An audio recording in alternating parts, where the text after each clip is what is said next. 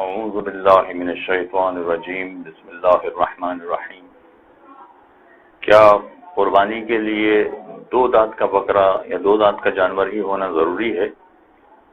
اصل مسئلہ 2 دانت کا نہیں ہے، اصل مسئلہ یہ ہے کہ اس کی عمر پوری ہونی چاہیے۔ اور گائے اور بکرا، اس کے لیے آیت اللہ سیستانی کا نظریہ یہ ہے کہ احتیاط واجب یہ ہے کہ اس کے 2 سال مکمل ہو چکے ہوں۔ 2 سال مکمل ہو چکے ہوں، عین ممکن ہے کہ بکرے میں یا گائے میں جب بکرے کی عمر 1 سال ہو جائے، 1.5 سال ہو جائے تو وہ 2 دانت کا ہو چکا ہو، تو 2 دانت کا ہو چکا ہوگا، مگر اس کے باوجود آیت اللہ سیستانی کی یہاں احتیاط واجب ہے کہ یہ جانور قربانی کے قابل نہیں ہے۔ اور اگر فرض کیجئے کہ 2 سال اس کی عمر پوری ہو جاتی ہے تو عین ممکن ہے کہ 2 دانت کے بجائے 4 دانت کا ہو جائے، تو فرق نہیں پڑتا اس سے کہ 2 دانت ہے یا 4 دانت ہے۔ اصل مسئلہ عمر کا ہے۔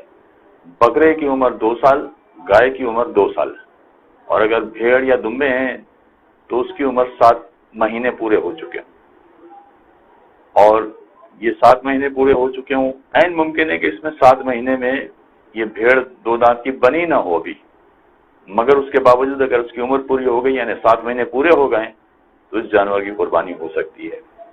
اب ایک بنیادی مسئلہ یہ رہتا ہے کہ ہمیں کیسے پتہ چلے کہ یہ بکرا 2 سال پورے کر چکا ہے یا نہیں، گائے 2 سال کی ہو گئی یا نہیں، ہمیں کیسے پتہ چلے؟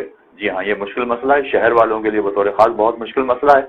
چنانچہ جو اس شعبے کے ماہرین ہیں اس سے معلوم کرنا چاہیے۔ معیار 2 دانت یا 4 دانت یا کھیرا جانور نہیں ہے، معیار عمر ہے۔